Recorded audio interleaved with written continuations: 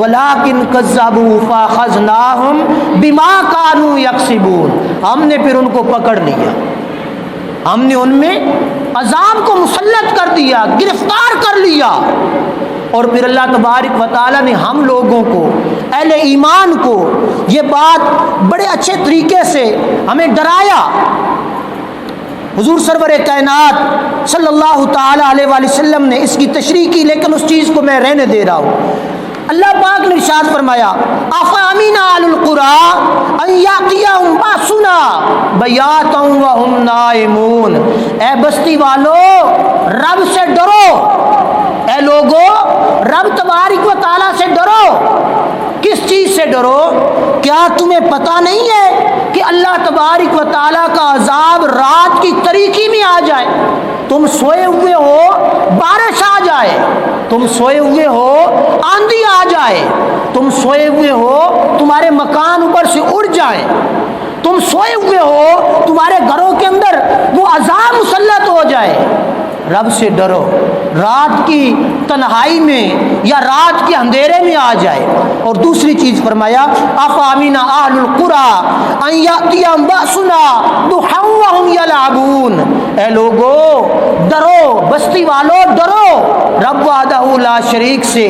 رب کو اس چیز میں بھی کوئی یار نہیں ہے کہ تم دیکھتی آنکھوں سے دیکھ رہے ہو اللہ کا عذاب تمہارے سامنے آ جائے اور تمہیں پکڑ لے، تم اللہ کے عذاب میں گرفتار ہو جاؤ، تم نہیں چھڑا سکو گے اپنے آپ کو۔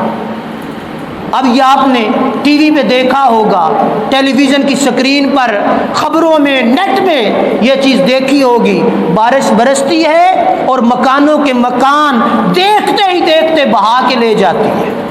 سیلاب آتا ہے، یا کراچی کے علاقے، یا یہ بہت زیادہ علاقے ہیں جن کے اندر سیلاب کی کیفیت پیدا ہو چکی ہے، ان کے گھروں میں پانی ہی پانی داخل ہو چکا ہے کراچی کے علاقوں میں۔ تو ہم لوگ یار اپنے گریبان کے اندر جھانک کر دیکھیں، ہم بارش آ جائے، ہم دیکھ رہے ہیں سارے لائن بنا کے کھڑے ہو جائیں، بارش کو روک سکیں گے؟ کسی کے اندر ہے طاقت؟ آندھی آ جائے، ہم میں سے کسی کے اندر طاقت ہے کہ ہم لوگ اس آندھی کو روک سکیں جو ہمارے مکانوں کو اڑا کے لے کے جا رہی ہے؟ تو اللہ پاک فرماتا ہے اے بندو ڈرو، رات کے اندھیرے میں آ جائے یا دن کے اجالے میں آ جائے، عذاب عذاب ہے وہ آ جاتا ہے۔ اور پھر تیسری چیز اللہ پاک نے ارشاد فرمایا افامنوا مکر اللہ فلا یأمن مکر اللہ الا القوم الخاسرون، کیا وہ اللہ کی خفیہ تدبیر سے بے خوف ہے؟ یعنی ہم لوگوں کو رب مخاطب کر رہا ہے، دنیا والوں غور کرو، اللہ کی جو خفیہ تدبیریں ہیں تم ان سے ڈرتے ہو؟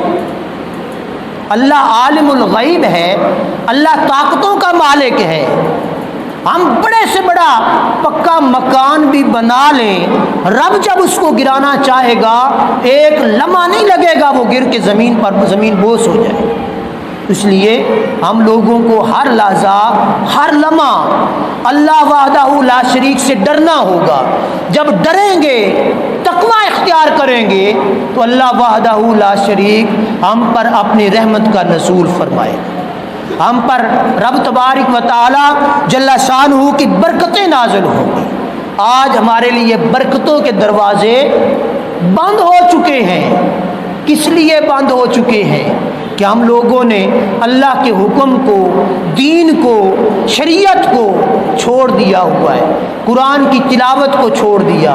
حضور علیہ الصلوۃ والسلام نے ارشاد فرمایا ایسا وقت اور زمانہ آ جائے گا لوگوں کے دل زنگ آلودہ ہو جائیں گے، لوگوں کے دل زنگ آلودہ ہو جائیں گے، اللہ کا حکم ان کے دلوں پر اثر نہیں کرے گا، نبی کی شریعت، نبی کا پیغام ان لوگوں کے دلوں پر اثر نہیں کرے گا۔ وہ زمانہ کون سا ہوگا جب دلوں پر زنگ لگ جائے گا، رب کا پیغام ان پر اثر نہیں کرے گا تو رب وحدہ لا شریک پہ ان لوگوں پر عذاب نازل کرے گا۔ کیا ہوگا؟ عذاب نازل کرے گا۔ صحابہ نے عرض کی یا رسول اللہ صلی اللہ تعالی علیہ وسلم، لوگوں کے دل جب زنگ آلودہ ہو جائیں، ان پر زنگ چڑھ جائے اور اللہ کا حکم ان پر اثر نہ کر رہا ہو تو وہ کیا کرے؟ اس کرے تو حضور علیہ الصلوۃ والسلام نے ارشاد فرمایا وہ کثرت کے ساتھ موت کو یاد کرے اور کثرت کے ساتھ قرآن کی تلاوت کرے۔ آج اذان کی آواز آتی ہے دن میں 5 مرتبہ، حی علی الصلاۃ، حی علی الفلاح، نماز کی طرف آ جاؤ، کامیابی کی طرف آ جاؤ، ہم لوگ نہیں آتے۔ کیوں نہیں آتے؟ ہمارے دل زنگ آلودہ ہو چکے ہیں، اللہ کا حکم ہمارے دلوں پر اثر ہی نہیں کرتا، اور اثر اس وجہ سے نہیں کرتا کہ ہم نے نافرمانی کر کر کے اتنی نافرمانیاں ہم نے کی، ہمارا دل بوجھل ہو گیا، اچھائی اور برائی کا فرق مٹ گیا، حلال اور حرام کی تمیز ختم ہو گئی۔